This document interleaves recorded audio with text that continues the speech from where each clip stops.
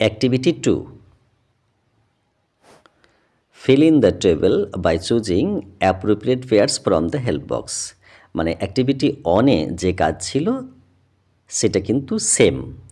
ওকে, তাহলে উপযুক্ত মানে এর সঙ্গী মানে জোড়া নির্বাচন করে টেবিলটি সাহায্যকারী বাক্স থেকে এটাকে পূরণ করো। তাহলে দেখো ওখানে ছিল কি, এখানে ছিল কি লেখা, ডোমেস্টিক অ্যানিম্যাল, এখানে লেখা আছে ওয়াইল্ড অ্যানিম্যাল, বাকিগুলো সেম আছে। কেমন?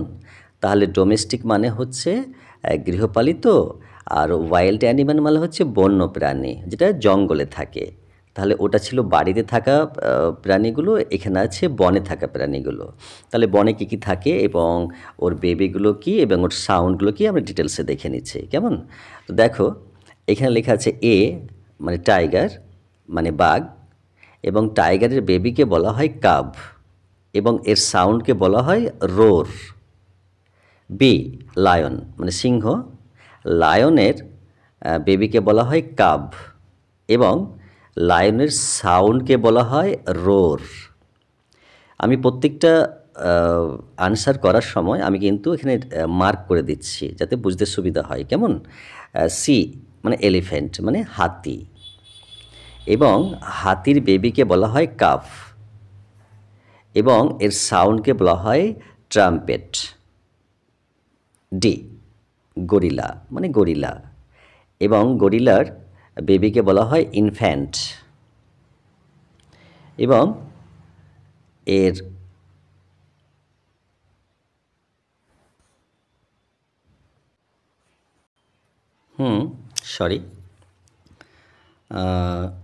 ডি গরিলা, ইনফ্যান্ট এবং এর সাউন্ডকে বলা হয় জিবার। আর ই মানে স্নেক মানে সাপ, এবং স্নেকের বেবিকে বলা হয় হ্যাচিং এবং এর সাউন্ডকে বলা হয় হিস। তারপরে এফ দেখো মানে এফ জিরাফ, জিরাফ মানে জিরাফ এবং এর ইনফ্যান্টকে মানে বেবিকে বলা হয় কাফ এবং এর সাউন্ডকে বলা হয় হাম। তারপর দেখো জি মানে জেব্রা, জেব্রা মিন্স জেব্রা, কিন্তু এর বেবিকে বলা হয় ফোল এবং এর সাউন্ডকে বলা হয় ব্রে। এইচ বিয়ার মানে ভাল্লুক, বিয়ারের বেবিকে বলা হয় কাপ এবং এর সাউন্ডকে বলা হয় গ্রোল। ফক্স মানে শিয়াল এবং এর বেবিকে বলা হয় পাপ এবং এর সাউন্ডকে বলা হয় বার্ক। এরপর দেখো লাস্ট ওয়ান কি আছে, যে ডিয়ার মানে হরিণ এবং হরিণের বেবিকে বলা হয় ফন এবং এই হরিণের সাউন্ডকে বলা হয় বেল।